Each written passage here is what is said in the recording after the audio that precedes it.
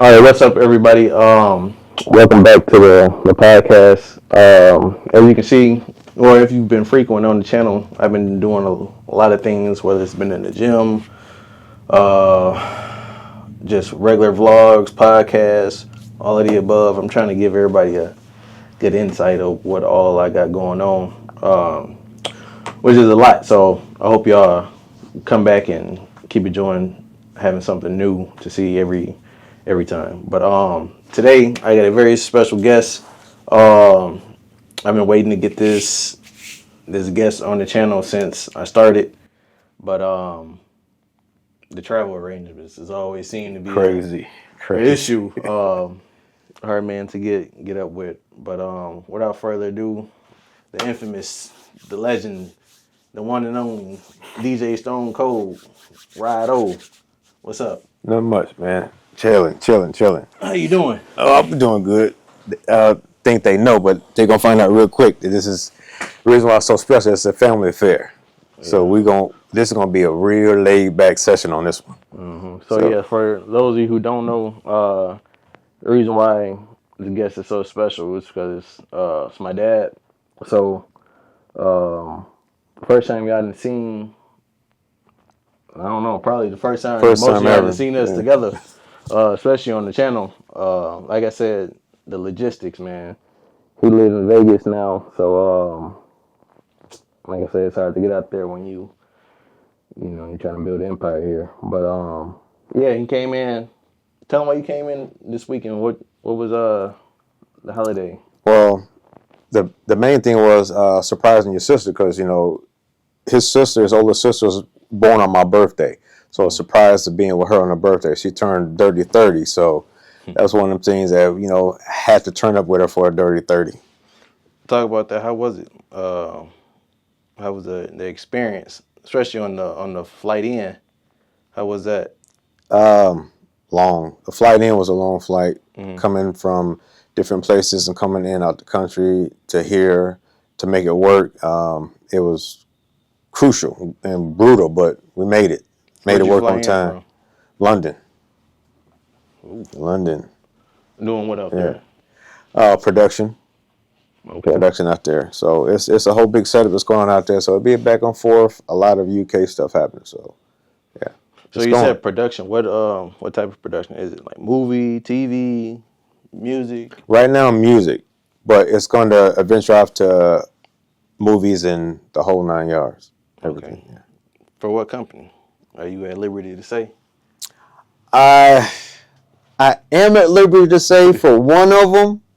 Okay. The other one has not went public yet, Mm-hmm. so I can say of one of them because it is my own, which is ETMP3 Mm-hmm. Legacy Productions. Okay. So that one I can announce. What's the I don't want to do it just yet. I want to drop both of them at the same time, but it's a family affair, so we go ahead and knock that out. we get all the inside scoops. The inside scoops. What's Inside scoop. the initials? What's that about? The initials ETMP is actually ETMP3 Right. because I have 3 kids that are their initials are ETMP, Right. and the 3 is for the 3. Okay. Did you think of that? Yep, I did. You sure? I'm positive. Okay. Now I'm gonna have to go in court and argue against somebody else, but it is what it is. I said it. I put it out there. I said it with my chest. Okay, I'm gonna fact check it. So, if y'all check in on the socials or like on TikToks or something, I'm gonna put it in the comments to follow up. And then I'm gonna tag this clip. So, be on the lookout for that. But yeah, you say your company. So, tell us when you first moved out there to Vegas and what was your like aspirations to start or to do out there. Well, the crazy thing is the opportunity that allowed me to move out to Vegas was actually presented to me 3 times. And the first time I just wasn't really mentally Right. as far as what I thought. And I'm glad I didn't take that first opportunity because it was a lot business-wise that I know I still needed to capture and learn and know per se. Music-wise, I was comfortable with that. Comfortable, wasn't cocky, just comfortable. But business-wise, I felt I needed to know the business more. And I kept hearing that from other people, directly and indirectly. Gotta know the business, gotta know the business. So I didn't feel I knew anything business-wise, especially at that level, going to Vegas. I didn't know it, so I stayed learning business. The second time the opportunity presented itself, it was one of those. I think your older sister was in college or getting ready to go to college. Then dealing with y'all kids in the school, so I was like, "No, man, I can't do it. I can't do it." But the person that was presented by opportunity was the same person on both occasions, so he was like, "Look, I'm in a position to where I have to fill my spot because I had a promotion. Tell me why you really can or cannot do it or don't want to do it." So I broke it down to him. He's like, "That's totally understandable. Commend you on that. Tell you what, how much time do you think you really, really need to process whether you definitely will or won't take this position? Because you're kind of in the middle." Right. So I told him, "Man, just give me like 6 months. If more, I mean, if a year is too long, let me know. But 6 months, I should be able to get close to roundabout figure." He's like, "That's perfect," because he was taking two positions. The one he was promoted to and the one he currently had that wasn't really in the rush to fulfill.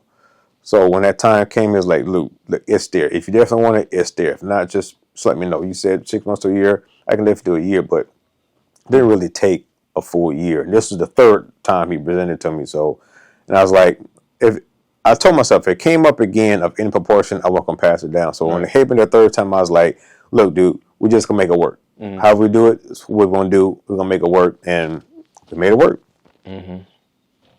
So what was the, beyond moving to obviously another state, what was the, like, the hurdles or the issues you had to think about? The hurdles and issue was, to sum it down quick form, was everything. Everything was a hurdle. Everything was an obstacle. I mean, you hear people say you have to take a leap of faith. Then you hear people say they took a leap of faith. Right. I was one of the ones that took a leap of faith. Right. And to break that down real quick on what that actually means, as far as like everything being a hurdle, everything being a struggle, I mean, it goes from uprooting your life as an individual, Right. being married, uprooting somebody else's life, Right. not knowing nothing direct what's going to happen, no positive outcome Right. of what's going to happen, and then going to where you know nobody, she knows nobody, then you got to deal with kids and everything else that's going on, life itself, because, there's a saying now that, life be lifing. Even then, before that saying came about, life was lifing. So you had everyday life things and responsibilities that at that point in time, I'm not knowing where this stuff is going to come from. Right. Going out there being new and being new, the opportunity is there. Yes. Accept it. Yes. I was accepted. I accepted. Yes. That's good. That's grand. But it still has to work. And if it don't work and then you move somewhere, you could easily be ass out. So now that's a true step and leap of faith. Not knowing none of the outcomes of what's going to be, nothing even guaranteed other than what's agreed upon at the time or what's on paper. But still, the next day, somebody higher can come along and change what was put on paper. And at that point, now you really at the hands of, Right. whoever at that point. So, yeah. Yeah. It sounded like a scary experience, but I mean, at the same time, I'm pretty sure it wasn't that hard for you, because even going back to when you was in college, you was on the whole, well, basically the side of the country that you on now. Right. Yeah, the West Coast. And it was, that was kind of a mindset I was in, because remembering me being not only the new kid on the block in college, but the extreme way younger kid on the block in college, being way under everybody else. Why is that?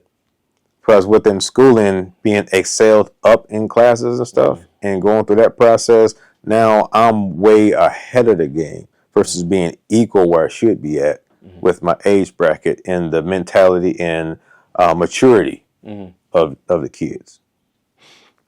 So was everything like a challenge to you? Because you say you were ahead of your peers, moving up and everything.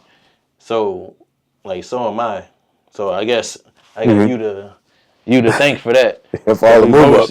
We both skipped grade, and it is like you're looking for a challenge, something new to conquer, or I don't know, just another title under your belt, a new experience to a greater to say you experience. have lived. Yeah. So yeah. And speaking of schooling, is that where your interest, or where did your interest in music start, and where did it lead you?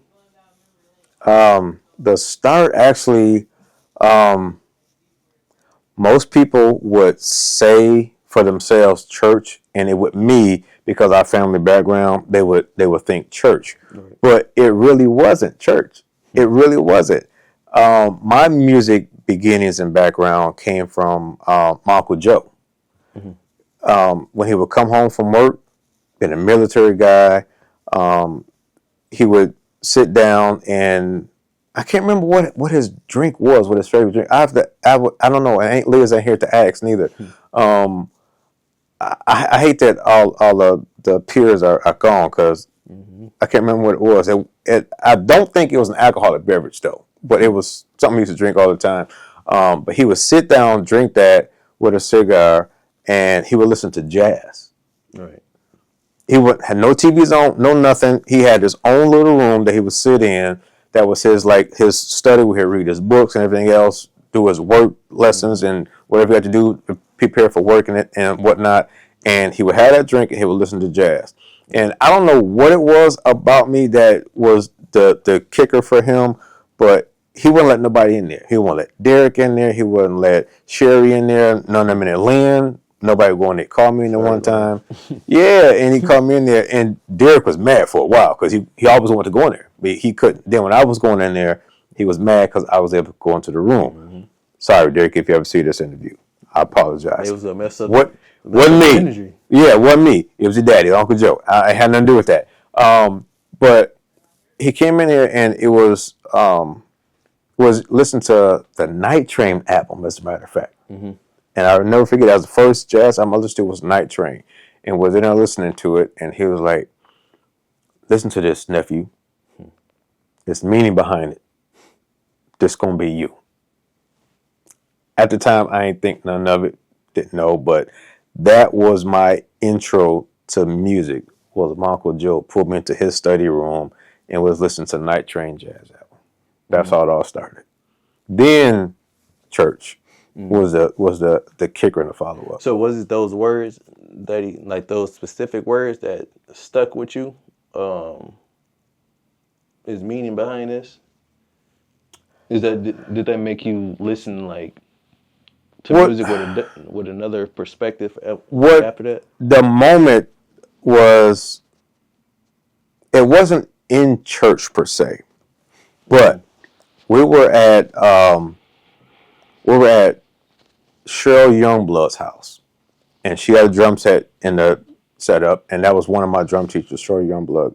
Right. Cheryl, Andre Thompson, Kerry Thompson, those are the ones that really, they are who I am because of them. We was there. My dad, I can't remember, my dad was over there for. I think they had like a meeting or something with the parents, and we were out on when you first come into the house where they were at, so the sun porch is what it's called now. Her drums are set up on the sun porch, and we were out there and we were playing, and I know the neighbors hated y'all. Oh man. But when we were playing and practicing and she was teaching me and showing me stuff, she had said, pay attention to this, because it's going to be you one day. Deja And vu. deja vu, exactly. That's a Raven moment, huh? Man, so it was in that moment All right. when I think a nigga started paying attention. Oh So yeah. it was that moment. So that was that defining moment. So so the drum set was your first musical instrument. Yes. Yep. Drum set. For a long time it was drums. And that's the crazy thing. So that was, man, all right, forget it. It's the age I am, man, it can matter. So that's the defining moment to tell if anybody truly know me and know who I am. This will be in your life story. Don't worry. Yeah, it was those that Say anything. know me from being a drummer and playing drums. Maybe the drum set or marching drums, drum corps, whatever it is. They know drums is a thing. That's me. All right. And if they know me, they know that of me. If they don't know me from being a drummer, then it's not that they don't know me, but they came way down the line of something else, whether it be DJing or audio, whatever the case may be. If Right. they knew me from those things, then there's other people that can say they know me, and no, you don't know them like I know them. That's the separation, the real knowers from the Yeah, because know-ease. people do that. Yeah. They will try and, oh yeah, I went to school. With school with him, yeah. Yeah, good friends with him. I know him. Yeah, Don't know yeah. nothing. No, Yeah. don't know nothing. So the ones that know me from being like Mr. Drummer, Animal, those are the ones that's like the old folks say knee high to a grasshopper. We go way back like four flex on the Cadillac. So My man, pots and pans. man, yeah. That's what they be Now saying. there's a few more. There's a very minute few more that have an edge up on even the ones that know me from being drums. It's another little secret that they can say, no, I know that dude. And we ain't gonna get into that because no. Shit, I don't even know if I want to know. No, The way you explain it. we ain't gonna get into that. Yeah, so out of all the instruments that you played, because when you was in college, what instruments did you mainly play? Drums and percussion. Okay. Drums and percussion. So for those who don't know, percussion is just the overall umbrella. Yeah, of everything. What's the key instruments that's under that percussion umbrella? You have your keyboard instruments, your bells, xylophones, marimbas, vibraphones, timpani, That's the big one. yeah, the four big ones, the 4 or 5 big ones. You have what else? All your just classification Latin percussion. You know, all your accessory percussion would be pretty much Latin stuff, so things like that. Okay. You ever played the triangle? Oh man, they ain't played the triangle? That's everybody's first instrument, the triangle. Yeah. That's a first concert, beginning band, into the song, ding, and your parents go crazy. Oh, that's my baby. Yeah, Hey, they put me on the triangle. yeah. I did my part. I think I had I had 2 notes. I had 2 notes. It was like at the beginning and like the middle. And that was at Brother Rice, right? Yeah. Yeah. But another thing people don't understand about percussion is so many moving parts, and there's so many people Yeah. who can play percussion. So I'm sorry, I kind of slid in the secret right there. A lot of people don't know you was in band at Brother Rice High School. So. yeah, hey, that's what I said. The people who really know To you, people that really know you, they yeah, would have knew. they would have known. But yeah, that was a time too. I just figured Yeah, both your kids done did it. You done did it. I might as well complete the circle and actually, all 3. right. You forget, Von Chandler she was the first one. She did trumpet. Oop, I told another secret. Yeah, no, I'm the only one that did percussion instruments. Yeah. I was on the quads. Yep. Follow right in the footsteps. Luckily for me, I didn't have to do no halftime shows, no marching, Yeah, no parades. I did like maybe 1 or 2 parades. Yeah. And that was it. Because of football. Yeah. So I was lucky for that. But yeah, it was something say I did.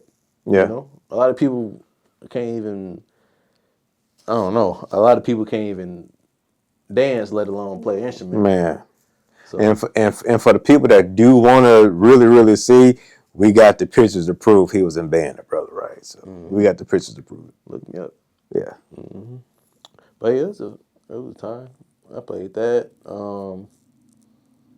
I knew I wasn't gonna master the snare. I ain't even bother. I was too late in the game. Yeah. Way too Yeah. late in the game. But yeah, music in general is I can say it's real therapeutic. It is extremely. People have no idea how much it is. Yep. There's so many like clinically proven, like I guess you could say medicinal, benefits that music. And it makes you way better at math. Makes you way better at math. Accounting. Yeah. Yep. All that type of stuff. But going back to you moving, you moved out there when your youngest kid, which is your second daughter, after she graduated. Once that time came, what was the feeling like trying to, having to tell everybody that you was about to get up out of here? It was timing. It was really came down to timing, that right timing. And within saying that, there's a point in people's lives when they say, I was trying to find the right time. The timing just wasn't right. I think a lot of people take a lot of flack when they say that, Right. but it is true. They were trying to find the right time, and so much go on in between that. Sometimes, yeah, more time was taken than probably should have been Right. to say what they had to say, but in their mind, it's so much going on. And it's more than just about time. It's about the right time. It's about how to present it, how to say it, how to have it right. We know what we want to say. We don't know how to bring it out so it's a clear cut.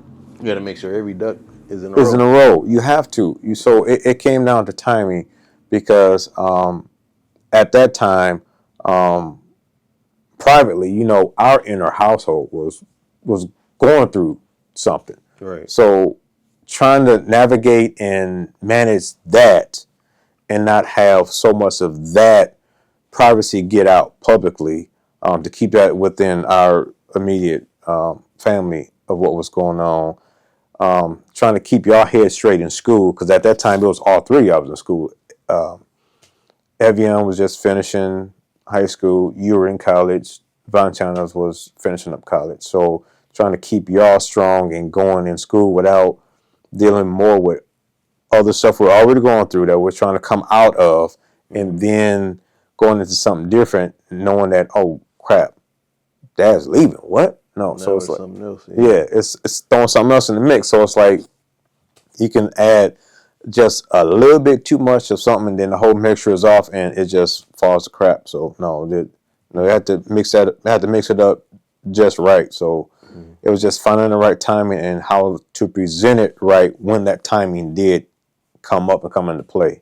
So sometimes when the timing, we still never know when the timing is right. It's just that once we jump in it, we just have to make sure that we jump in it, and it's just got to be clear, clean, cut, and that's all we can do, and just pray to God it comes to fruition. Yeah. Well, Kodak said if you go do it, you can do it all You're the going way. to do it all the way. Right. But I mean, I think a couple people over the years asked me how I felt, and I think I always just told them, "Hey, it comes a day you gotta start living for yourself." You do. You do. I'm like, you got us all here to 18 years, all three of us. He didn't, ain't no telling how much both parents have sacrificed over them years. And then, you doing what you're doing now, I'm pretty sure you wish you could have did this full time. All those years that you gave up. So it's like, You can be in your feelings and be mad about it and be selfish, or you can be happy and be happy somebody out there flourishing, living their dream. Yeah, true. And giving up. Well, for those that may see this podcast, what Trey was saying about me giving up. Not that I gave up on music, on my dreams. What I did was I learned from my father. You have to know when to be an individual, when you have to stop being an individual of yourself, be a father. Then you got to know when to stop being a father and be a mentor for your kids. So I gave up my career at time, which was 3 different occasions because I had 3 different kids at that time that I had to deal with, and they depended on and had responsibility over and for. So sometimes we have to put ourselves to the side and be what they need at that time. Even with, I get the question a lot of times of, oddly enough, still to this day, of how did I know when to do different things, like for you, even with the other kids for sports and everything else. It was one of the things to where when the kids coming up, you see different habits in them, so you teach them and train them. Then if you're lucky enough to be able to coach them, then you can coach them, but you still teach and train even when you're coaching. But the difficult part is knowing when to stop being a coach and be a father. Right. And go back to coaching. If you get a chance to go back to coaching, it's a great thing. But if you stop coaching, being a father, you never stop teaching and training. So you have to continue to teach and train at all times, and then know when to be that father, when to be that coach, when to just stand back and be nothing. Because it's like, you know what? That's all on him at this point. It's all on him, because remember that we were in, I don't know if it's a regular season game or a playoff game. I think it's a regular season game. Hold on, let me restart these real quick, because this will go off in maybe like a minute. Let me see. Yep, 29, 20. I'm a genius. To piggyback off what we was talking about. Go ahead. Yeah, I can't remember if it was a regular season game or a playoff game, or a game we needed for playoffs, but it was a game that I had to look at myself and decide, am I going to make a coach's decision, a father's decision, or make a fan's decision? Right. And I went the coach's route, took the father out of the equation, closed out what the fans wanted and what the parents wanted, and I ended up pulling you out that game.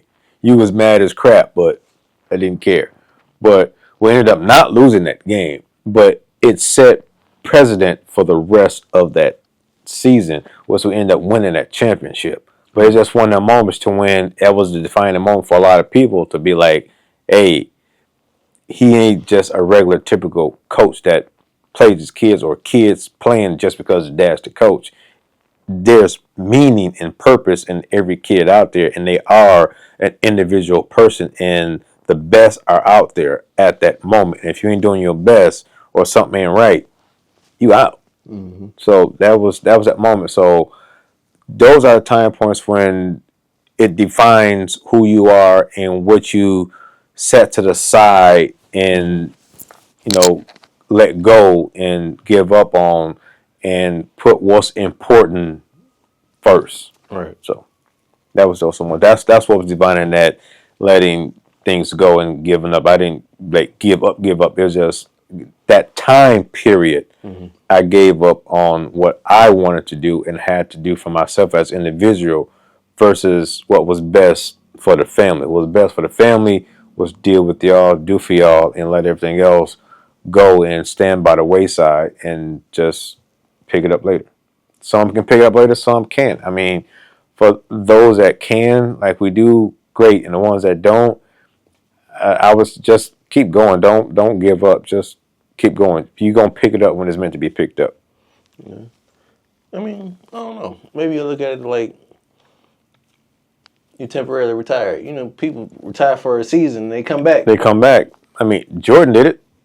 Tom Won Brady did three, left, came back, won three more. Sometimes you take a just need break. that break. Yeah. You just need that break. Yeah. I mean, I always supported. You know, we didn't. We did everything under the sun. So why not support you? But yeah, music is one of the things, one of the industries that ain't going nowhere. No, that's never going anywhere. It's not. I know it's in a crazy. We had a crazy point in time, as far as music wise, in that industry. It's a lot of crazy things going on, but it's still kicking and screaming. Yeah. It's still a thing. So yeah, I don't know. I always told myself I'm gonna get into it, but I think the only reason I ain't started yet is because yeah, it's nice to dibble dabble in different stuff, you know, learn how to do different things. But when it comes to when the word professional or profession is, you know, tied to it,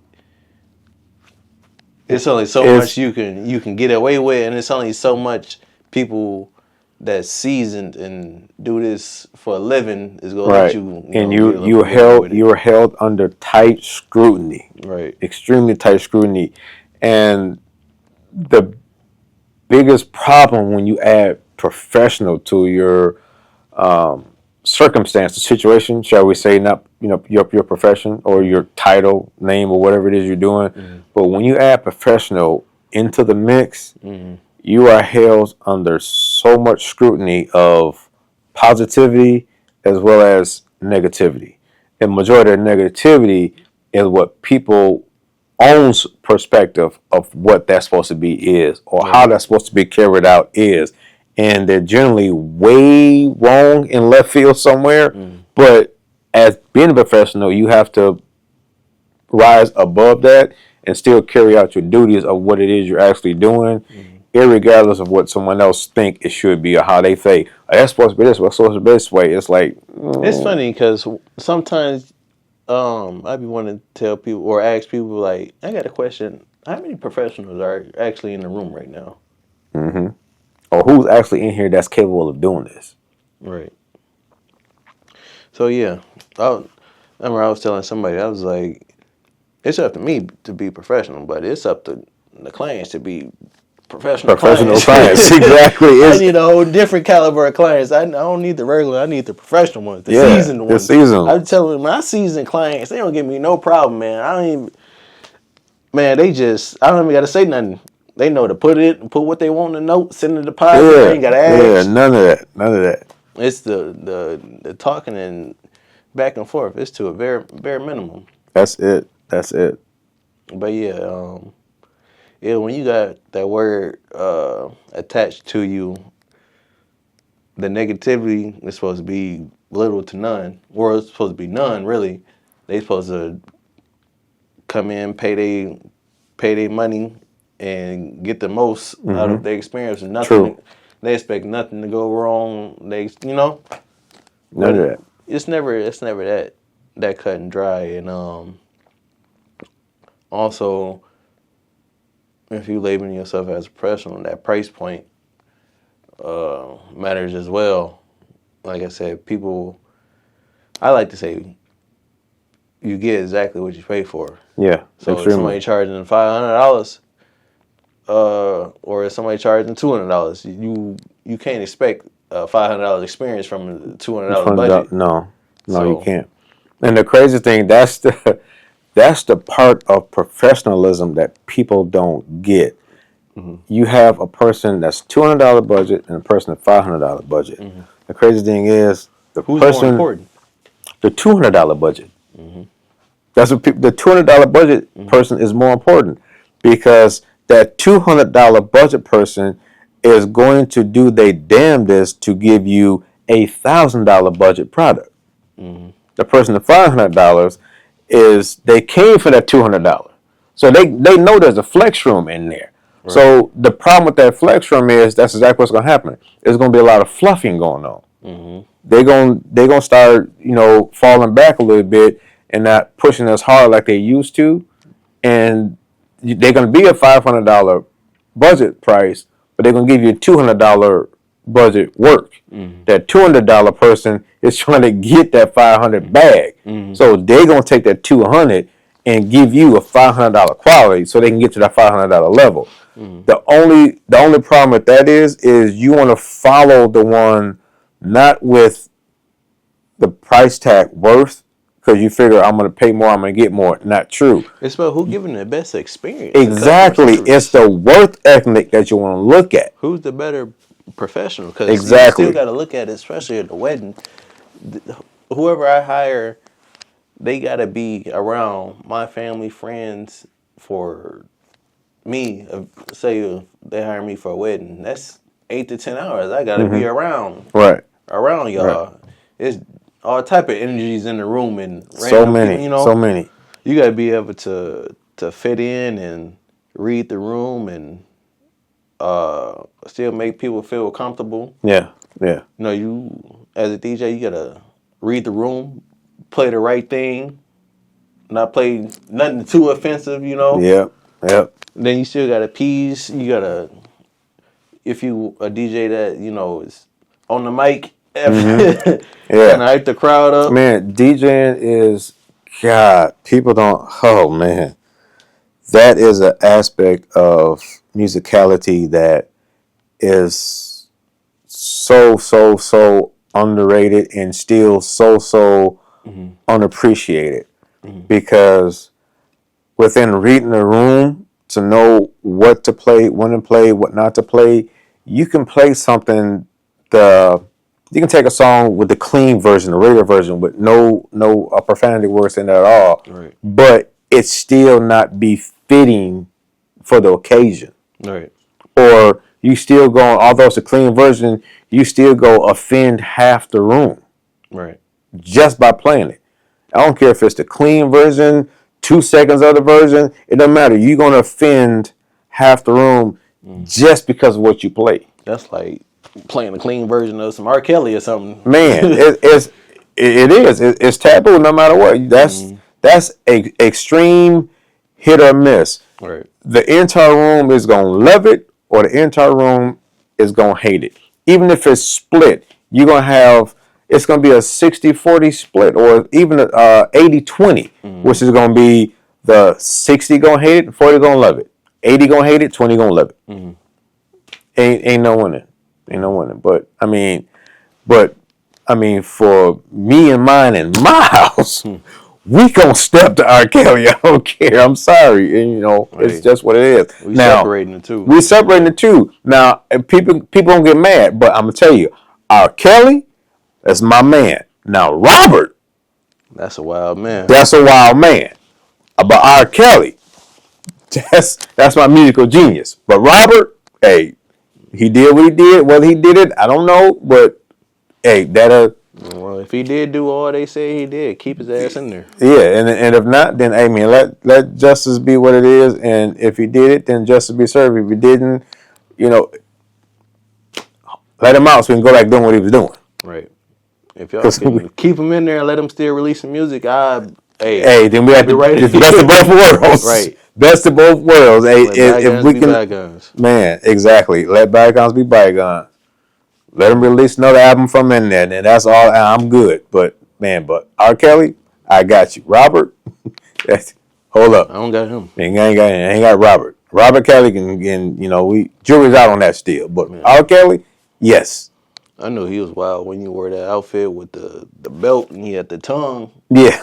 I knew he was a wild man for that. Yeah. But people don't understand, when he first came out, it was they were saying he was trying to impose on his looks and his vocals to Aaron Hall. But but Aaron Hall, the one that told him, nigga, you can't be doing that. You can't say that. You can't sing that. You can't act like none of that.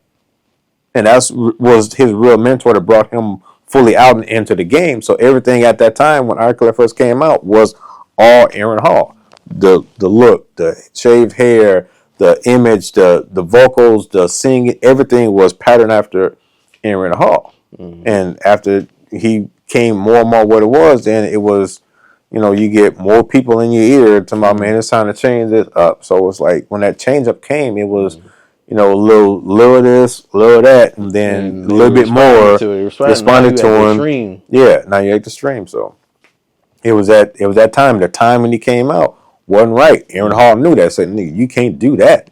At least No, not let's not now. do that. No." So then that's what it was. I mean, even with it wasn't more so the same with Usher per se. Maybe a little bit, but it was whom he came out with as far as Usher. And then when he got a chance to really come into his own, more say, and then that's when it was all systems go. It was just that time of know what you want to do, but it wasn't just coming out, but the moment he came out in and who was still out at that time, can't do that. That's when you still had the Luthers and the Patti LaBelle's and the The Aretha old Franklin's heads and when they yeah, tapped in and they so at that time, who he was coming out looking like, sounding like, or could be like at that time, it comes out to who's the GOATs that are actually here right now still. You still had Freddie Jackson and all them still going. People Bryson, all them, and was still going strong. So it's like, this ain't your time. Just hold on, do your thing, stay in your lane. You're going to have your moment. And I mean, look at that nigga now. Look at him now. Icon. So, would you say it's harder to be a male like sex icon in the industry, or is it harder for the females? Because obviously, they got a lot more to work with as far as the sex sales aspect of the industry. But as far as like coming off as too, what I say, vulgar, raunchy, is it harder for males to go into that limelight?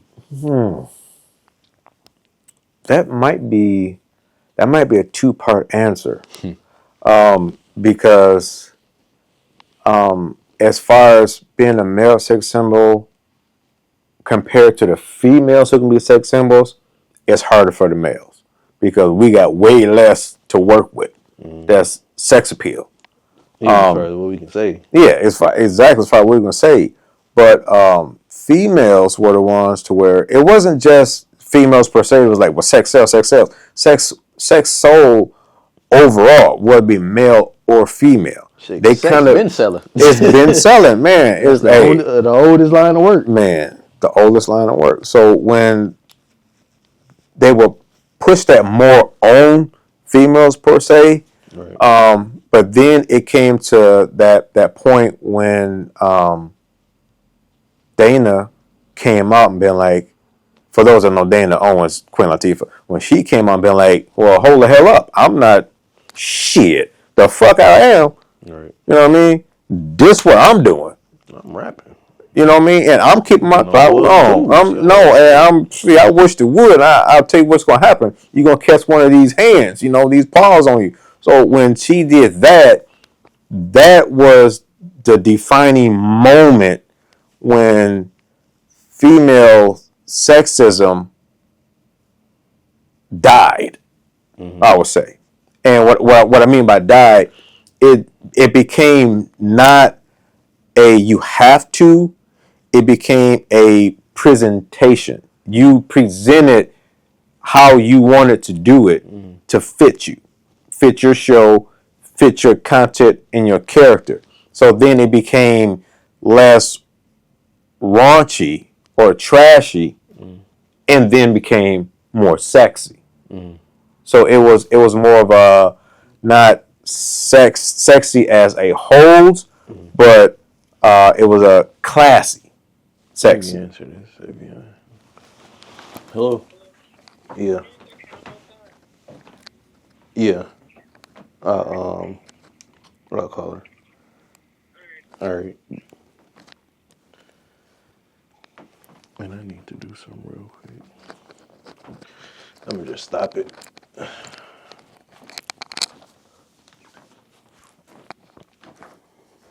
What year did she come out?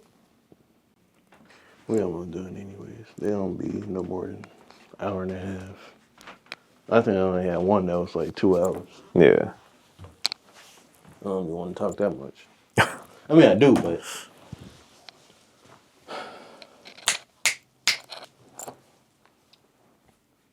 where's we? When the Queen Latifah started rapping?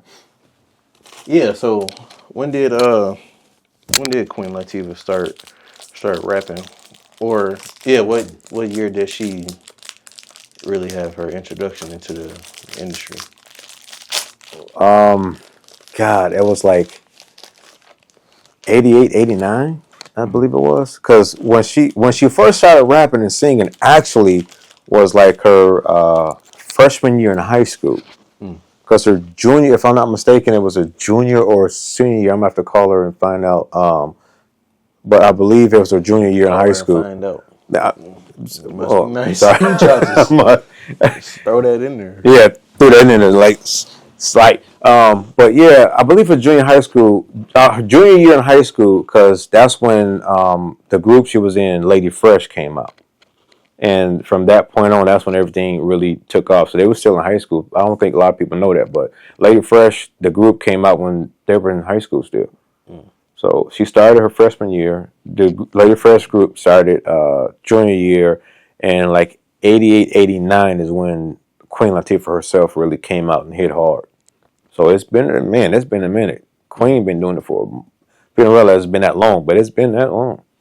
She's queen for a reason. What was I about to say? Do you feel like she get her like the recognition she deserved as far as her place in music history, or That's a I can say that's a tough one, but it's one of those nobody really gets the full recognition they deserve entertainment wise, music wise until they're gone. And that needs to stop. But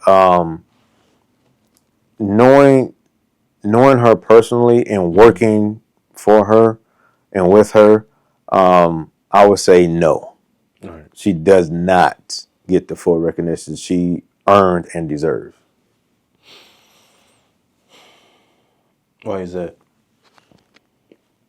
It's it's just the times because what she has done, what she goes through, what she put herself through. Like I said, I have the inside eyes of being directly in front of her, talking to her, and her talking to me. Us having conversations, me in rehearsals with her, me on the stage with her performing. What she does and put herself through is unbelievable, undeniable. I mean, it's coming from this woman will come off the set of Equalizer or her talk show, get on a plane, no sleep, get off a plane, go right into rehearsal, do a show, no sleep, nail it, then go right back on that plane to either the show or taping for Equalizer. It's unbelievable what she does. It truly is. And stay on top of the game at all times. And the other thing that this is one defining factor that I would tell people that she's so not given the proper respect that she needs as a person of entertainment in her career is even from day one, song recording number one of a record. This woman knows exactly what measure everything is. If something ain't right and we doing something rehearsal and it ain't right, she will pinpoint that moment of no, that should be this, or this is missing, or that ain't right, or something ain't there, or it's too much, and she would pinpoint the record and be balls on accurate, and we be sitting there like, damn. Somebody who know music. Yeah. Yeah. It's never a moment when we get together for anything and it's like, she know it like that. And it has to be like that.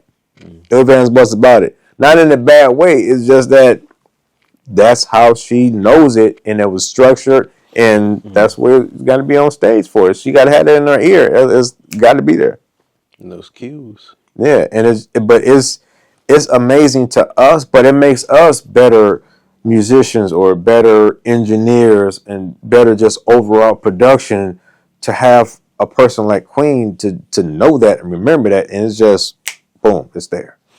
So as somebody who is a big part of the show, whatever show, insert said show, how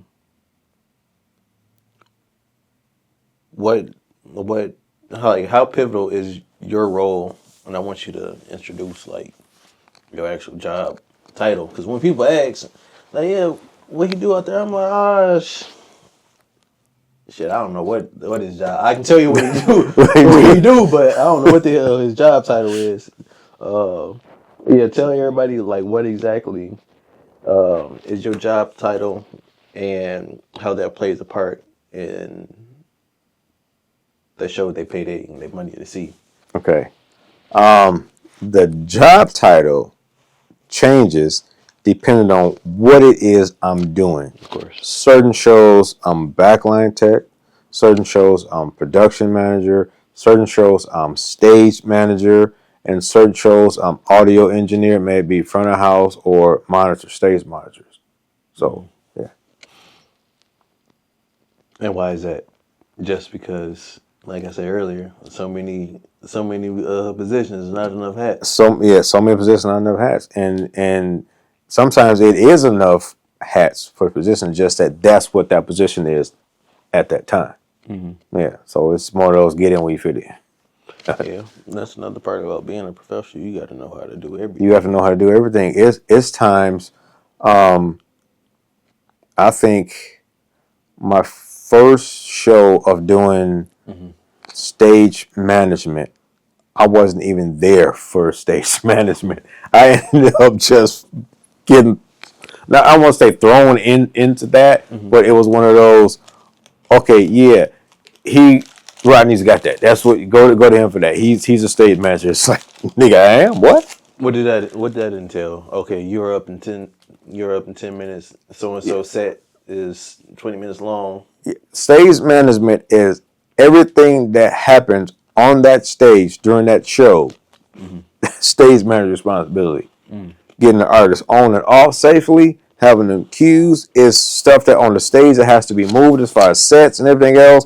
So anything that go wrong ain't the set designer's fault or the set crew's fault. That's stage manager because they didn't time that out right. They didn't have everybody in place right. They didn't, you can have the artist come in on stage right when they should have went on stage left. That's stage manager's fault. Got to know that. Should have known it. That should have been documented. So everything on that stage manager, that's their fault. That's their fault. Even when the stuff is not our fault, it's our fault. Yeah, because you should have known. You should have been on top of it. Should have been on top of it. Should have known. Or you should have not put that person in that position. Yeah, or just counteracted it in a timely manner to where whatever happened didn't happen. So we, sometimes stage manager, we can do things that has nothing to do with us, but because we helped, no, that's our fault because something went wrong. We were trying to prevent something from going wrong, or we saw something about to go wrong. So we tried to step in and help and not have it go wrong or be as bad. But because we stepped in as stage manager, that's all our fault. Production got off like a fat rat because, stage manager fucked that up. It's like, no, we didn't, but okay. I'll take the blame for it. Yeah, so as far as the sound tech work, what all goes into that? Everything from what the audience hear to everything that the artist on stage hears. Yeah, and they both have to match because one can fight the other or make the other one be messed up or So what's the sound bad. difference? The difference is stage monitors is that engineer does the soundboard that runs everything on stage. And then the front of house engineer does everything that the audience hears. Mm-hmm. So there's two different sounds going on throughout the course of a show. Is it two different systems? Or Yes, two different systems. So the front of house have their own system, monitors have their own system. so are they obviously the stage, if the stage is going this way, is the other system coming this way? No, so the stage system is actually facing the stage. The front of house system is back in the front of house where the audience is at, facing the stage. So you have the front of house system facing the stage, and then the stage system facing the stage. So you're referring to all the big speakers on the sides, boom, the rows, if they got them hanging, how they be hanging like this. Yeah. Then the speakers on the front of the Center stage. fields, yeah. Yeah. Yeah. I never knew what them was called. Center fields. So what are those purposes? Are they speakers? Are they woofers? Are they amplifiers? So the center fields are subwoofers separated, and then you have speakers on top of those or on the stage itself facing out to the audience, which is the center fields, which balance out the left and the right, and also so that the lower level, ground level, gets the full effect of the sound, just like everybody else does. That's high and also in the back.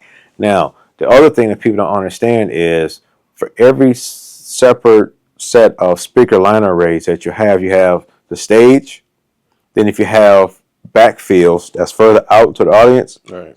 those have to be dialed in because now those are delay tower speakers. So the ones that's on stage and the ones that's further back are separate. So you have to dial those in so they all hit at the same time. So Talk what? about the actual sound waves. Yes. So yes. when they reach that point, it's they all picked up. Yes, all at the carried same time. instead of not all in the middle sounding Correct. crazy. Correct. Because if you don't dial them in and you have to hit the delay towers, you're going to get this boom, boom, boom, boom. So the stage hits boom, then the delays hit boom. So it's like boom, boom. Can't have that. So it has to be boom, boom, boom all at the same time. So these have to hit, those have to hit, stage have to hit all in time at the same time. In time. Not a delay, not an echo effect was what people would, I guess, understand it as. No echo effect. It has to all be one solid hit at the same time. So on a smaller scale, you a DJ, you got you in a decent size venue, so you got two speakers set up. Mm-hmm. Is that the same thing as you let them play, you walk to the back of the venue to see how it sounds from there? Yeah. Yep. And then you make your adjustments. You have to make adjustments, which is hard on a lot of DJs that don't understand or know that concept. They just know turn it on, turn it up, play my music. But you have to know within your DJ mixer, or be able to look at the speakers and know if there's a peak range on it that shows to where certain songs you might have to just dial that song down a little bit on the mixer. Some songs do be loud. Some be somber and stuff. So it's not ideally you would think it's a set it and forget it type of thing, but that may not be the issue. Yeah, the issue, or may case. Not be the case. Yeah, because I know a lot of people think a lot of DJs up there just doing a lot of fake and turning knobs for no reason, but it's one of those. No, we hear whether they have headphones on. A lot of DJs like myself now we have in ears in without the big Texas cans anymore. Headphones. We have the in ears in, and we hear pretty much what's happening, or we know those songs, so we know what change in the song is going to be. Is this song is going to be real bassy, or this song is not as bassy? So now we have to adjust this song to that song because that blend has to be like almost crystal clear, perfect to go in because it's supposed to sound like one whole song across. So when someone brings their their list of songs for their set,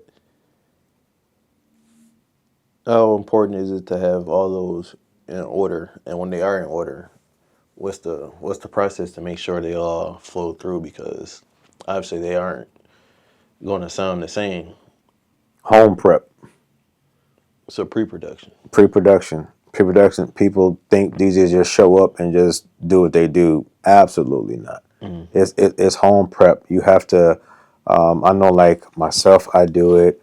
And there's a concept that I learned from T-Bone and OJ, Terry the West Holland, Julian Jumper Perez, all them guys, to where it's pre-production home prep, to where you get the songs that, not really like song per song. People, when they hire you for a party, when that, they give you types of songs.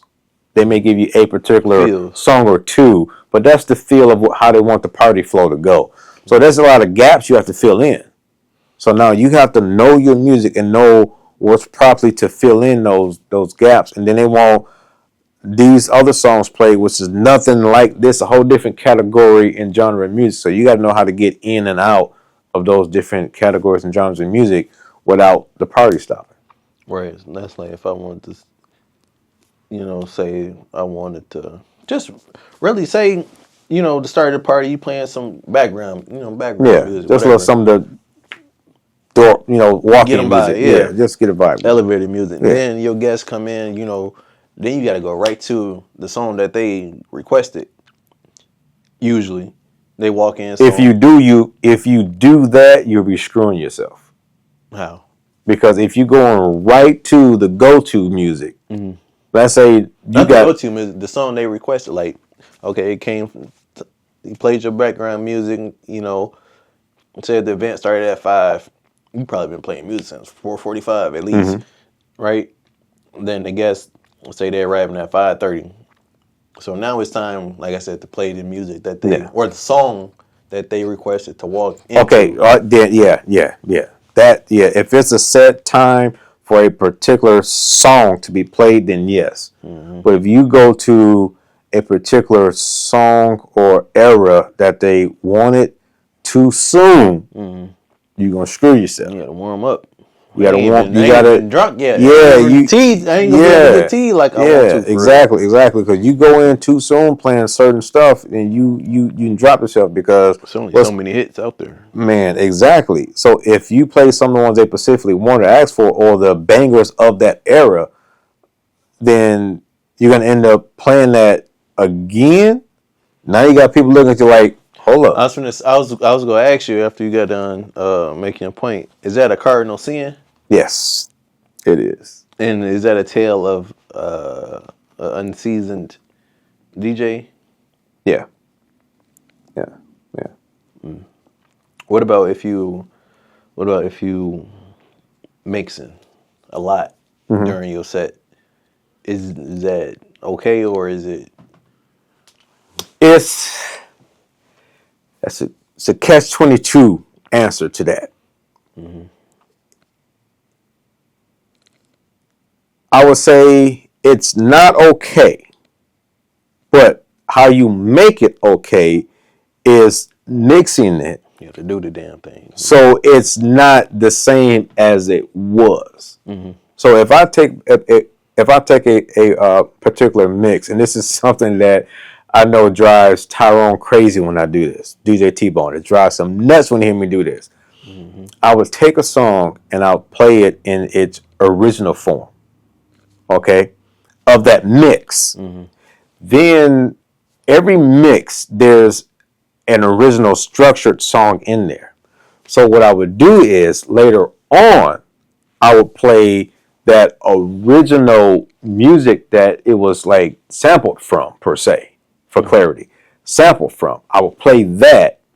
Then I would take the mix and mix it with the original song. So people think they hearing the or somebody, say if you playing in a crowd your age or a mixed crowd, the people 40 plus, they hear the original.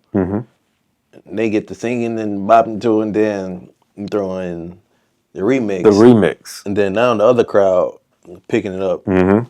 So So now you can kill two birds with one stone. You can right. play something that you did earlier, but now you captivated to where now it's not the same as what they heard, and they Right. done forgot totally that didn't heard it. And if those who were there early enough heard it, Right. it's an entirely different form. So now it's like, oh, what just happened? Mm-hmm. You know, and then now you can call their ear, their eye.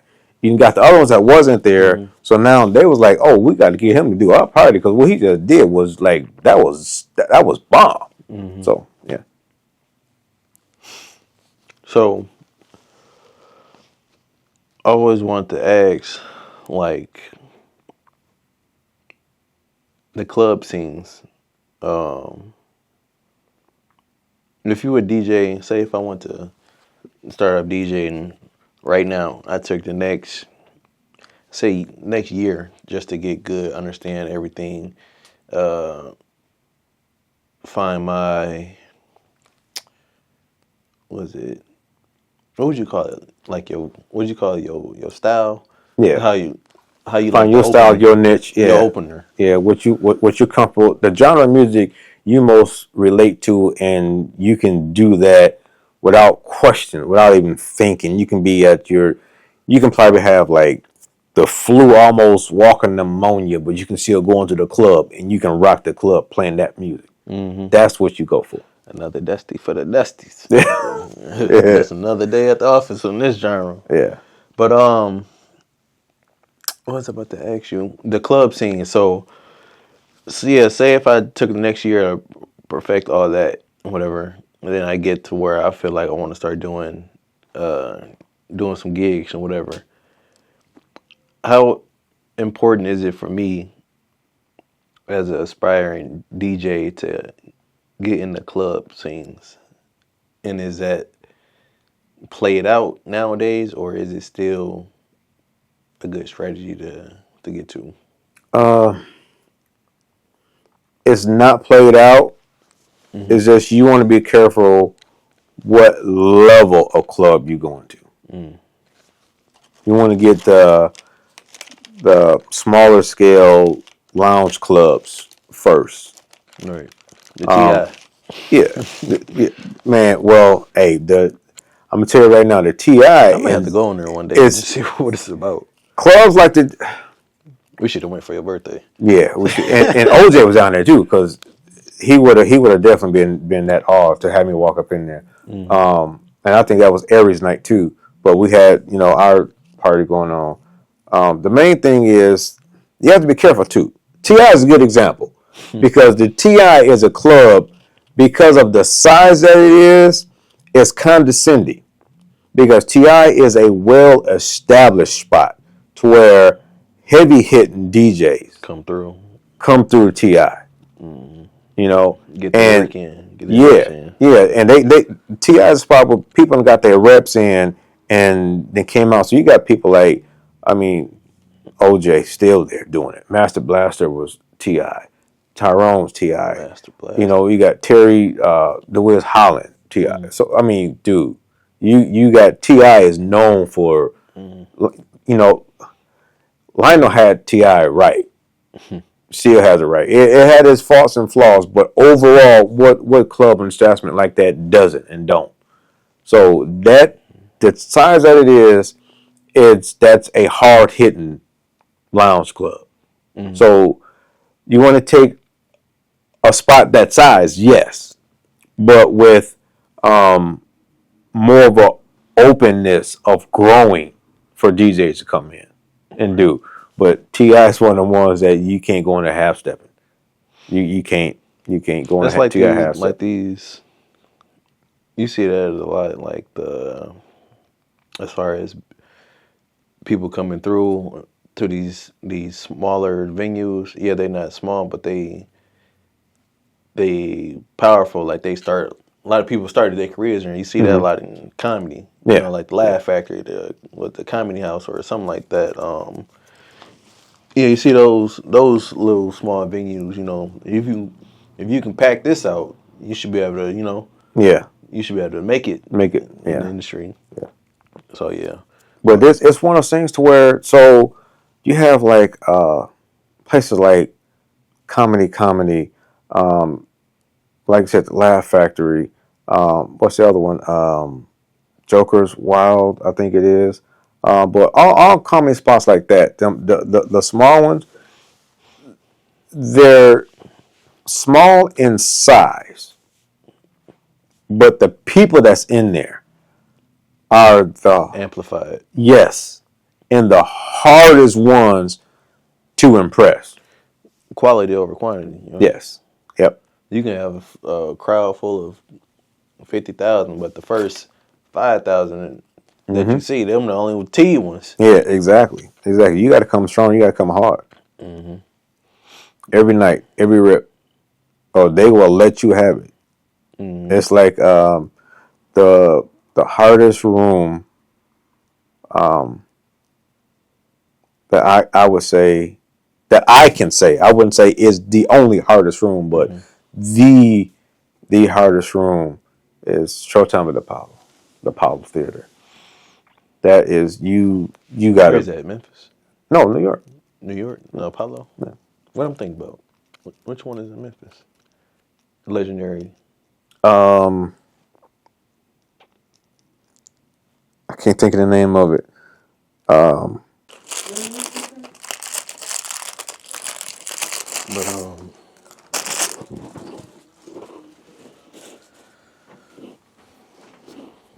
there's so much stuff I gotta get.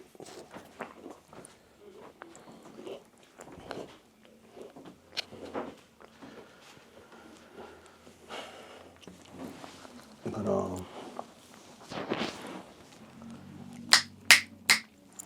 so as far as the club scenes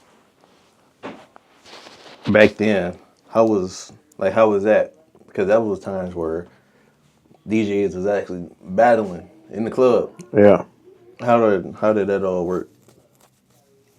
Man, that was. And were you a part of that too? Oh yeah, it's definitely part of it. And then the spot in Memphis, Orpheum. I knew it was on the tip of my tongue. I couldn't think of it. Orpheum Theater. Right. Back then, it was you had a mill of DJs, Right. and it's that point then, that time era then was if you wanted to be great and good, you aligned yourself with good, great people. And that's still to this day. You want greatness, you line yourself with people that's doing of great stature. But for DJs, you line yourself with great DJs. Right. And the one thing about that era that I love that's Right. different from now, it wasn't cutthroat. People don't want you around them now. And back then, they welcomed you in to come around, come to the sets, everything like that, and taught you what you Right. need to know to be better. Or you was doing the set and you got somebody come in there in that club, the party that you didn't know was going to be there. That was a higher status and caliber. They'll come up to you and tell you everything you did wrong. It was up to you to take it offensively or take what they were saying and apply it. We took what the other person was saying and applied it. Right. You know, and I mean that era too. People don't understand. It's like it would be me, Elliot, Tyrone, DJ Dollar Bill, Terry Holland, James Thomas, Dave Mack. We would be in each other's houses or in a room for hours on hours on hours. And we was doing our thing, but we all had different styles. So it was one of those things to where we learned that this person and this person DJ great together because of the styles. They have this down perfect. He got that down perfect. He got that down perfect. This person got that down perfect. You know, it was times to where we would keep a lone party going by having all of us there, and it was all different styles. And the crazy thing is, not one of us would play a song that somebody else played. And even if somebody played a song that we wanted to play, Not in the same way. we just moved on. We had something else in the arsenal to, you know, it was like Nick, what was you doing? But it was like one of those, all right, I got you. So then we was like, we would play something else, then that person be like, I got something better. dude, what you doing? I was finna play that. I played it first. What you gonna do now? So it was like an inner like jab at somebody within fun. We were all crew, we were all boys. It was within fun, but doing that made us better. Made us better because 9 times out of 10, a song that we played was because we were reading the room and we knew that was what the room was leading up to. So we would play that. They would piss our DJ off, but then So at y'all that trying to get point, each other there. yeah. So now you knew at that point if, let's say, I was DJing and Elliot was going next, and I did a certain song, and then Terry was like, "Dude, I was gonna play that." So, and the crowd loved it, and I'm still going. Terry knew, okay, cool. I'm gonna go next. Elliot, you gonna take my spot because that's where the crowd was going. So to keep that flow going and have the night flow, So you can Terry lead. had to go next. So usually you know who's before and after you. Yeah. If you Yeah. know if it's your time slot. And if you like the person, say if it's T-Bone and you know they style, you can either intentionally or unintentionally set them up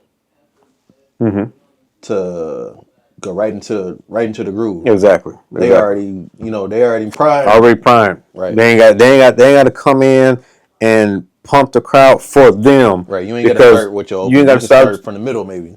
and do your thing. You got free reign to just play and do what you got to do because now they're already reading the crowd. So the person before you is already setting you up to come in. So the flow is already there. All you got to do is come in, do your thing. It's up to you if you screw it up or not. Yeah, I didn't know that was a thing. Like a opener and then you the closing DJ. That it's a difference. Yeah. Yeah. What is like typically how many people would DJ in one Saturday night at a club? Back then, depending on the club, you would have like for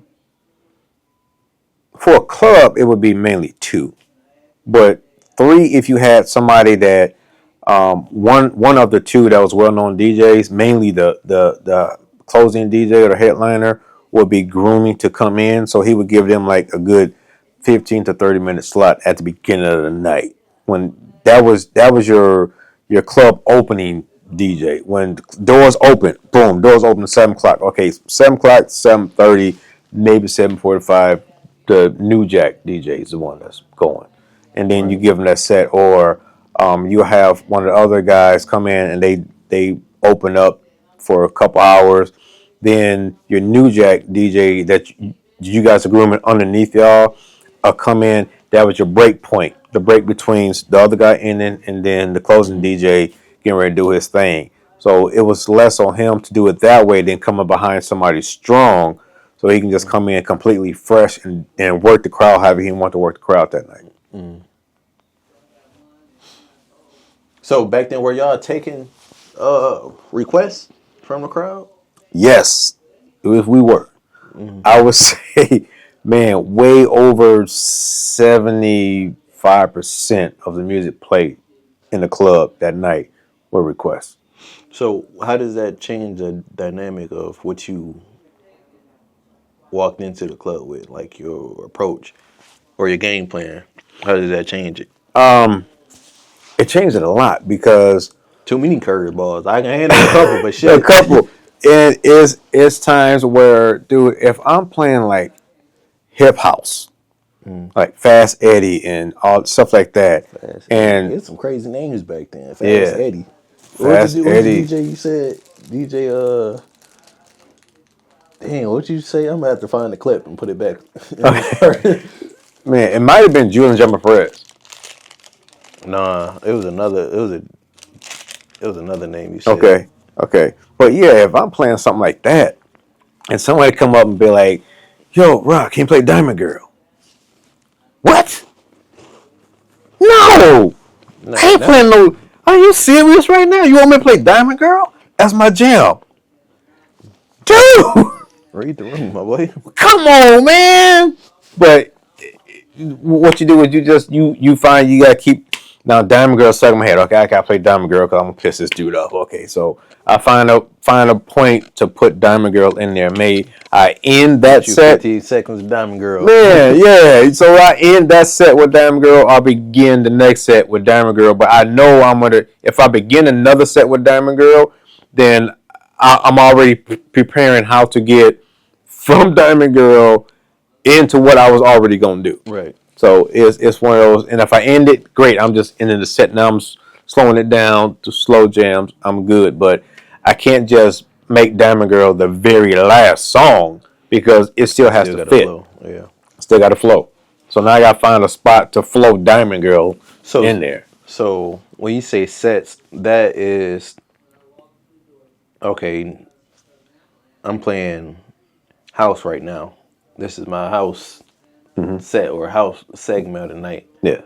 and then I'm transitioning. That's how you determine when the set. Okay. Yeah. Because So you're going from house to freestyle to commercial to depending on what club you at, some don't want hip hop at all. So now you got to figure out you got to combine your hip hop and R&B in there somewhere. So you're gonna have to end one set with hip hop or R&B and start the other set with hip hop or R&B. And those are gonna kind of combine in there. Or you got to like stagnate your good 10, 15 minutes ish with the hip hop, and then come out of that to something else to go segment into R&B, but have the right R&B so you don't lose the club, and then go back into. So you got like on average club wise, you got a good solid half hour, either straight half hour hip hop R&B, or you got broken up 15 here, 15 there of hip hop R&B.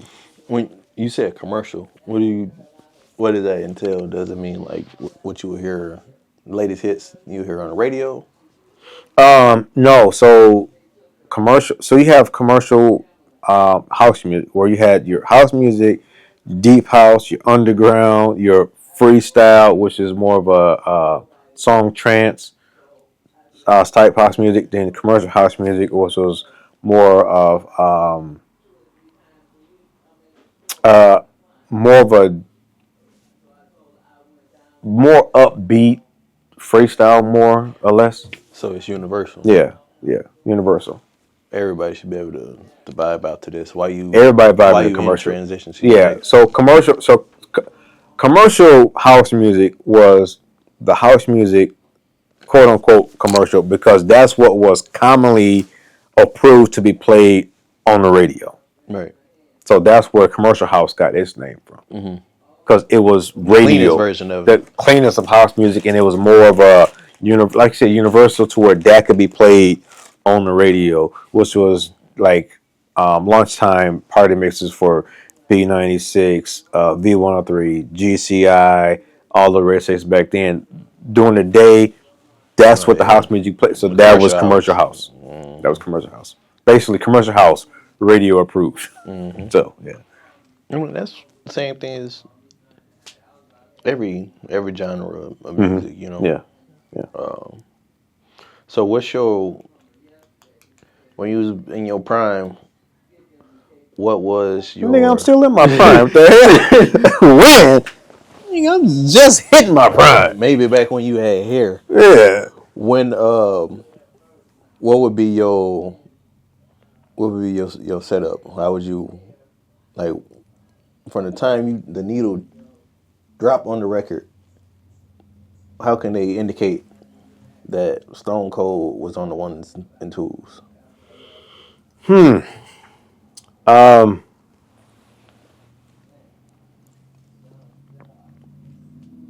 That's a good question. I would answer that depending on what club, but I would make it hard. Your favorite one. I would make it hard on myself to answer that. I would put the pressure on myself to answer that. So to be distinguished that it was me on the ones and twos versus anybody else to know that, I would say it would be two different genres, but I would do it all in one solid form. It would be like jacking house, like Chicago jacking house music, but also do some more like jazzy jacking house because with me, I don't do it intentionally. It just ends up being that way. You the musician of jazz? Jazz is gonna be in something that I play or do somehow. It's gonna creep in there. So any jazzy form of any house music or dance music or whatever it is I'm doing or playing is gonna be in there. And the crazy thing is I didn't even notice I was doing that.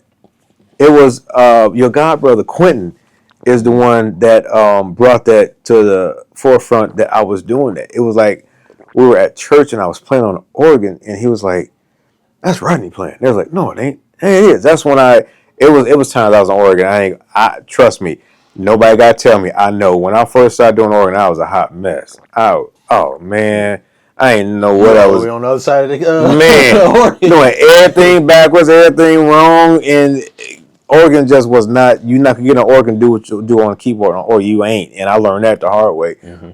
But yeah, I was many times I sounded a ratchet mess. I know it, but I mean, I was determined to do it. I wasn't gonna quit and give up. I was gonna make it right. But so when I actually started coming into my own, which was a lot of the jazz. It was already installed into me, but our cousin Kerry Thompson was one of my organ teachers, and he finally he like, "Cuz, you can't be out there like that, bro. You can't. I got you. Don't. No, I ain't gonna let you. I ain't gonna let you hang like that." So he was working with me on organ, Jamel Kimbrough. So I had three main organ guys that showed me stuff organ. It was Kerry Thompson, who was my main one that really got me. He was a jazz player anyway, so me and him really connected. Besides being family, we connected because we were both jazz guys. Right. Then Jamel Kimbrough and Lazar Gray, man, that's my nigga. Lazar was the one that, as far as my ability to create on organ, came from Lazar. Lazar, the one that got me toned into the being able to create and knowing how to do that and put stuff together. It all came from Lazar Gray. Love him forever for that. But those three is what got me going. And once I got that and finally got that niche and found who I was in organ playing, it came out like that. And Quentin was, he said he knew it was me on the organ. He's like, it was because it was all jazz. I was like, really? To me, I wasn't playing any jazz, but it was jazz. It comes out in whatever I do, no matter what. So what do you think was the distinguishing like sound or chord or run or all of the above? I think I would say all of the above. I was at we were at Holy Cross, and I was playing something, and Mark and Maceo were talking, and they were right there at the organ, and I was playing something, and Mark looked at me like, "Ooh, that was sweet." Maceo was like, "Nigga, where'd that come from?" So that was that. That was that moment when I was like, "Oh, it may be something to this." Now let me really, instead of getting that big head at that moment, that's one of those let me focus moment, you know. Like, yeah, let me go. Yeah, let me go and figure it out. Yeah. So yeah, it was that moment, and when you have me and Mark go back like 4 Fast on the Cadillac, so that was, I ain't gonna say that was nothing, but it was major because at that time Mark was doing T and Company, and Maceo was doing voices his group. So a person, well, me and Mark had our thing, but for Maceo to be like, "Oh, dude, what was that? Do that again." A person like Maceo's caliber to say that is like, "Oh, wow." And I had another moment. I was just was in rehearsal, and I was just on the organ. I was just padding softly. I was trying not to be heard, but Maceo heard it, and he was doing a concert, and he stopped the concert and called me up on the organ to do this song, and I was like, I was about to pee my pants. I was, but he called me up, and that was that real moment to where it made me like really horn in on what was what. Because for him to hear it and have confidence enough for me to play the organ for his group behind him on that song, it was amazing. It was amazing. And then, oh man, it was.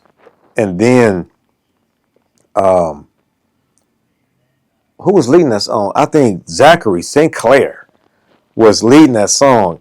And anybody that knows Zach, aka St. Clair, when that nigga opened up his mouth to sing like his brother Zar, oh, it's just nigga, take you there. And now I'm just, he talking about playing in pocket. I was holding that organ in pocket like it couldn't be held. But I just did what I did, and Zach gave me that wink and be like, "Cuz," he pulled it back down like, "Cuz, I got you. Just follow me, okay? Cool." But yeah, organ is one of them things to where I practice, and do what I do from practicing. But if I ain't practice, I'm not getting on the organ. I know my limitations. No, I will not go back to sounding a hot mess. I'm not doing that. Because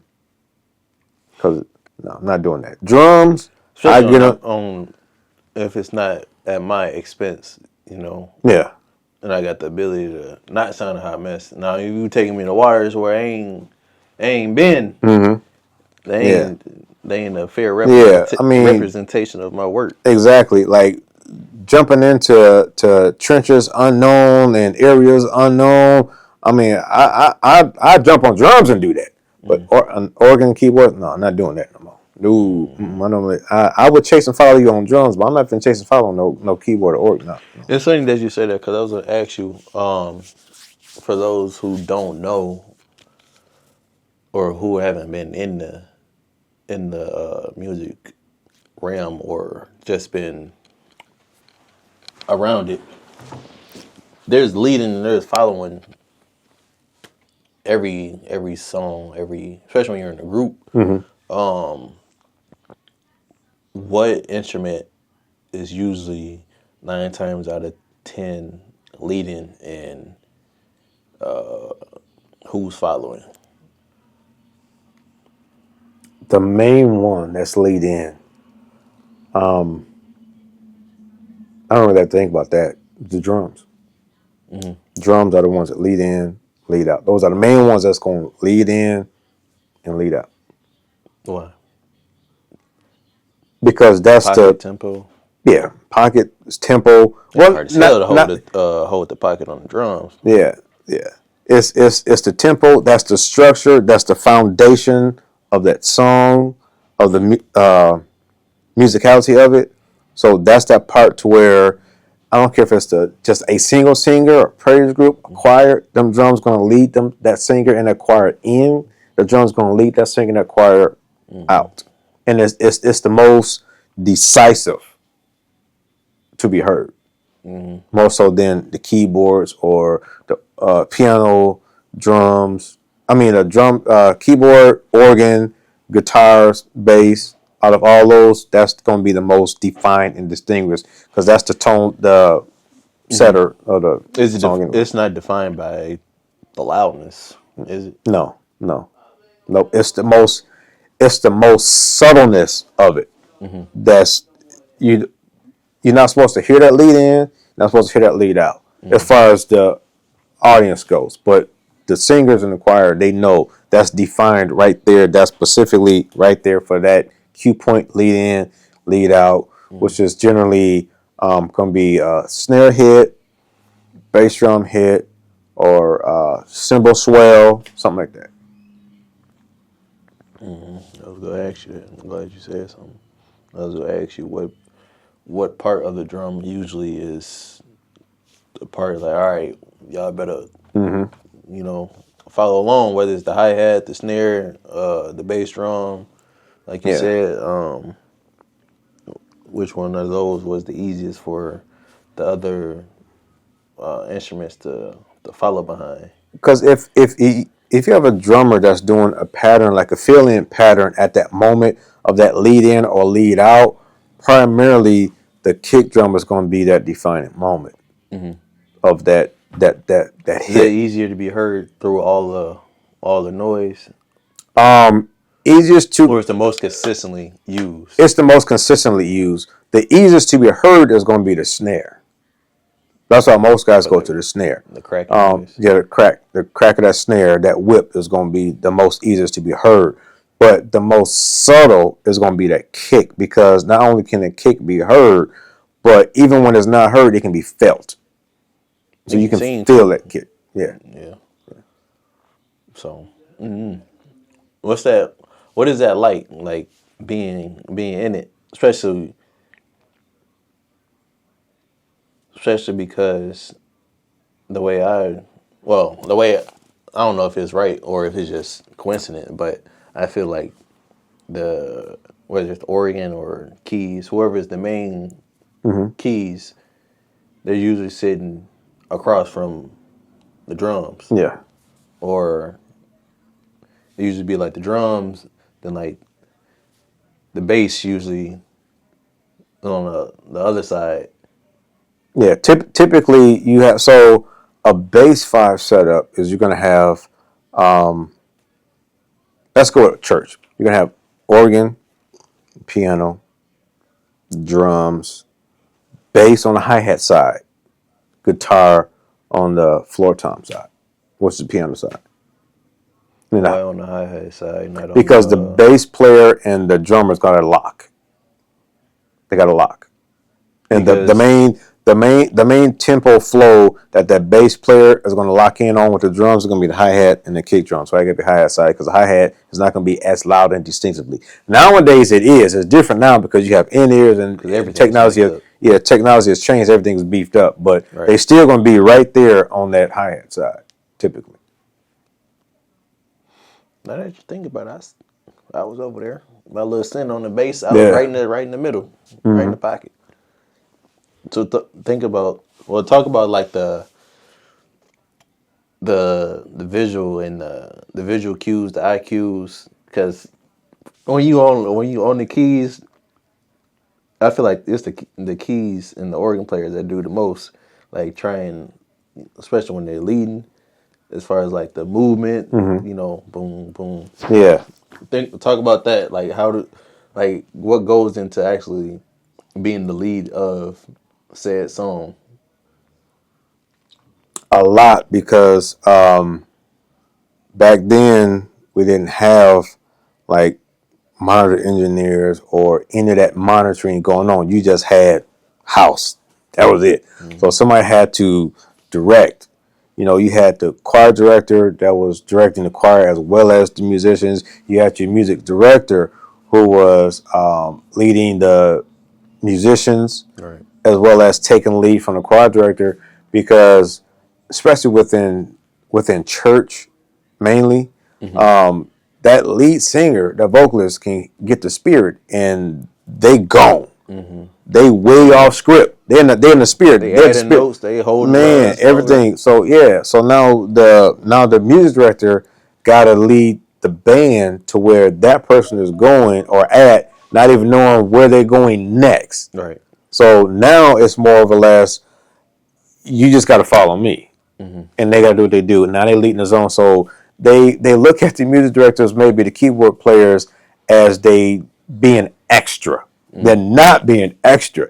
You just gotta Yeah, fill in. yeah. There's extra. Ain't no notes. I don't know what Yeah, note he's singing, but that's not on this organ right now. exactly. So it's one of those things where they got to get there and they got to catch where they at, lock that in. Now they got to lock the rest of the musicians in. So now he got to tell them that's what we're going to do. Now it's based off the MD, what they going to do. It's a little bit easier now because we have talkback mics and it's all in the ears now, or in the monitor wares.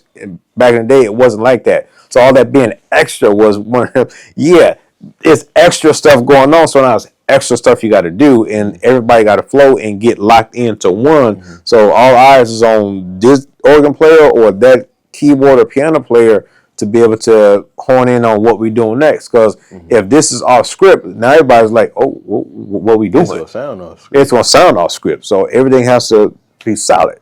So that's on that person, because it's his or her check that's going to get cast that week or not. So it's on them. So yeah, now we got talkback mics and in-ears and monitoring systems, so only we hear what's going on. So now they can say, hey, we're going to the 5 or the 4, or we going from the E flat to the A flat, or whatever, or drums do this, or bass hit that, or we gonna lay back, just hit me this, it can call it out now. But before it had to be, head nods and this and that and that and everything else you can think of, whatever you can think of to get your attention to do and to have you do what they need you to do is what was done. So that's why all the extras came in. It's a big game of charades. It's a big game of charades. It is. Even now, even with talkbacks, it's a charades, man. Because you hear stuff in your ear, but yeah, you hear it. But it's okay. Prime example, and I'm gonna throw this out there. So being around and on stage and tagging for Adam Blackstone, you have the point to where Adam would get that look in his eye, or he get that eyebrow raise, or his head would tilt to the side. When his head tilt, everybody's like, "Oh shit, what's about to happen?" Adam would get that tilt in his head. That he in a whole different realm now of what was already rehearsed. He's in the zone. So now, but it's not. It's not even his own zone. It's that now he's locked in with who's ever performing on stage, and when his head go to that, his cock his head to that side, it's like, oh crap, like, oh shit, here we go. Hold on. But yeah, that's.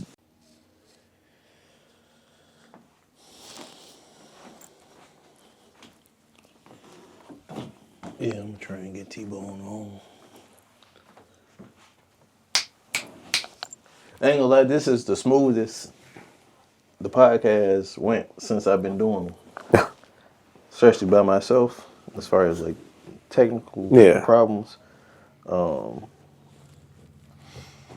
It's a lot. It's a lot. I usually have a monitor connected to this main camera so I can see. Yeah. And like got the time. We'll have the time playing on the screen so I can actually see when it's finna cut. Yeah. But yeah. We get there.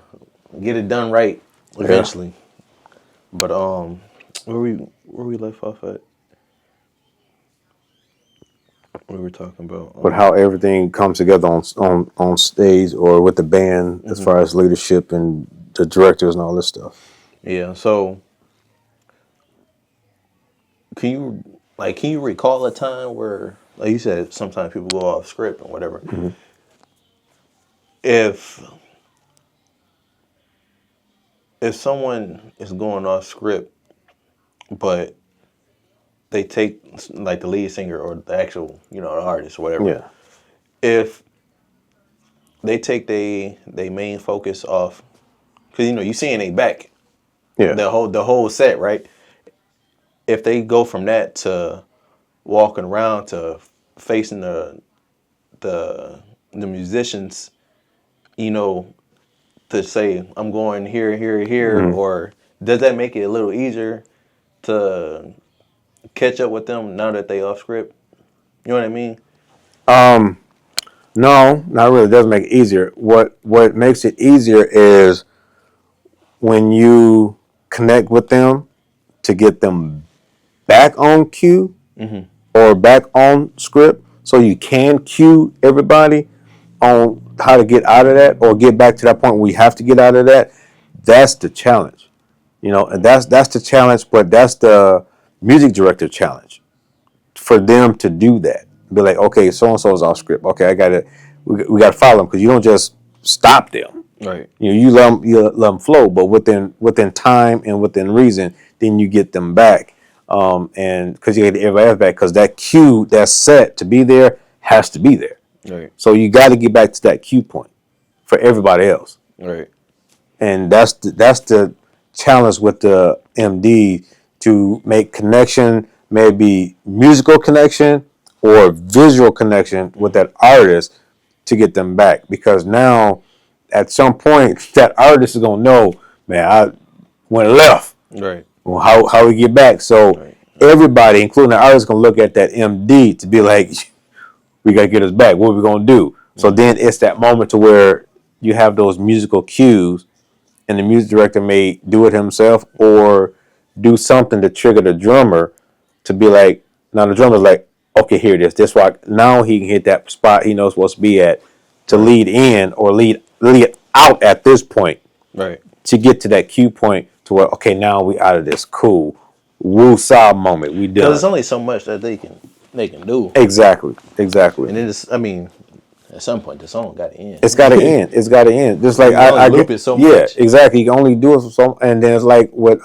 when I gave reference with Adam, it's one of those things where it's like, long as he don't give that certain signature look or head bob, we good. We're like, okay, we ain't that far off. We good. We good. Adam is he good, but he hit his head and hit that bass lick, whether it be on basic guitar or key bass. When Adam go in that zone, it's like, We oh just got to shit. wait. We just got to wait. We don't just everybody holding the pocket at that point. We just whatever that groove is, we in that groove, and then we know at some point Adam being who he is, he's not who he is by not knowing what he's doing.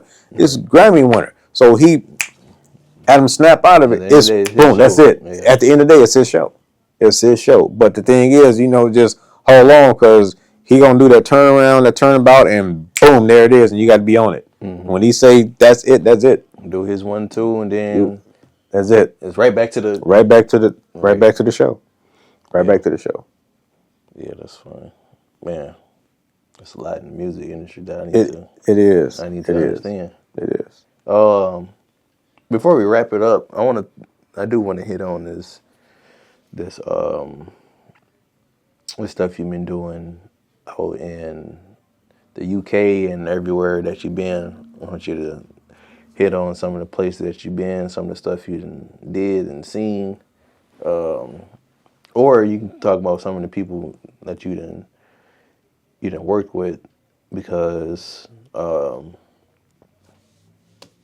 like I said, everything is coming full circle now that you made the sacrifice that you had to do early on to live the way you want to be living now. I mean, that's the same thing as, say, if you retire from your job, like a regular 9 to 5 job. You did what you had to do. Now you're retiring. Now you can do what you want to do. Yeah. So you at that point in your life doing what you want to do. And those sacrifices, I'm pretty sure they've been rewarded now. All the places and people you done met, things you done seen. What how is that paying off? Because I know you done said you just came back from London, right? Yeah. All right. Let's start there. The people I work with, social media doesn't show everybody I've worked with, but it showed a good variety of people I work. It showed enough. High caliber. Yeah, Type of yeah. people. So that speaks for itself. That's just general stuff. You can just find my social media and you can see that, or you can call me up and I can tell you. You say you got Queen Latifah number now. It's more or less of where I've been and places I've seen to where my career is at more so than who I work with, because it's not even more or less who I've worked with or Right. who I want to work with or can work with. That's that avenue as far as artistry goes. But yeah, my career now has led me to be able to go to the UK and do work. And in the process of at the state we're at, because we're like 15 minutes away from having everything done when I do go back. So I can go ahead and say this now that Right. it's a possibility. I'll be doing a dual citizenship. That's already started. So I'll be dual citizen between the UK and the United States. So doing work primarily in the region of Scotland, London, Australia, Dubai, South Africa, and Italy is the sixth one. So that's the division realm of what I'm working in over in the UK now. How did this come about? This getting it, because it's one thing to be the man in your city. Mm-hmm. It's another thing to go to another city and continue doing what you was doing. But now, international. Yeah. How did that come about? Oh man, you know what? It's it's weird. It's one of those, again, stepping out on faith, being recognized and acknowledged for my hard works that I was doing, had done, and continuously doing, and someone saw fit that I was a fit for their team Right. to be able to come in and continue to do the same thing and be an asset to them and for betterment. And that's a whole different realm, because is music still a part of that, or a part of that? Absolutely, but it ventures out into more different aspects. That's gonna come out soon. So when that does finalize and come out, we'll come back and do another part 2 to this, or segment on just that particular. But I don't want to put too much out there too soon. Right. Because they have business partners and people like, yo, we didn't want that out yet. You know what I'm saying? Right. So, but that aspect, it's coming. Great works are coming. So I will say this though about upcoming stuff. There's something that's coming to carry on our family legacy and what my dad and your grandfather worked hard for. That opportunity was presented and was able to be done in the UK. I wish it would be done in the States. Will it be part of the United States? Yes, absolutely. But his legacy is going to continue on thanks to the works of people in the UK. So, Hey, whoever whoever can help the family name carry on, they welcome. Yeah. They're much appreciated. But yeah, we're gonna have to do another part 2 or something. absolutely. We may have to shoot again before you leave. Yeah. And this is, I mean, I will. We might have to do a part 3, part 4. It might have to be a series, because no limit to it, man. it's not, because, and I'll put this out there. I will put this out there on my own. So it's all on me. It ain't on him. It's on me. If you look at this and you got any questions, write them fellas down. Get in contact with him or me, and that would be the next segment. Should be the questions of everybody had off this one. Right. Do your homework. Do your homework. Come back with some notes. Yep. Do your research. Go ask Queen Latifah. Fact check. Give him her number. Encouraging you to fact check. Let us know. Yeah. Yeah. So then, yeah, that makes it even more real, and we want to connect with y'all too. So it ain't just us doing our thing. It's not just us. I mean, without y'all and people responding, we don't have anything. I don't care how good or how bad it is. It's still something, man. Take 1 or 2 to let me know they didn't seen it. Exactly. Makes it all worth it. So, but yeah, man, I appreciate the one and only, the legendary DJ Stone Cold for stopping by and blessing me, blessing y'all with his wisdom and everything like that. But I think we're gonna have to do something like online or something to where like Shannon Sharp and Ocho Nightcap or something like that, to make this being in 2 different places stuff work out. But yeah, I appreciate y'all for tuning in, sticking with me. Make sure y'all do your research. We encourage you to put some stuff in the comments. Let me know what was your favorite part of the segment or the episode. What segment was the favorite part? And yeah, I'll see y'all in the next one.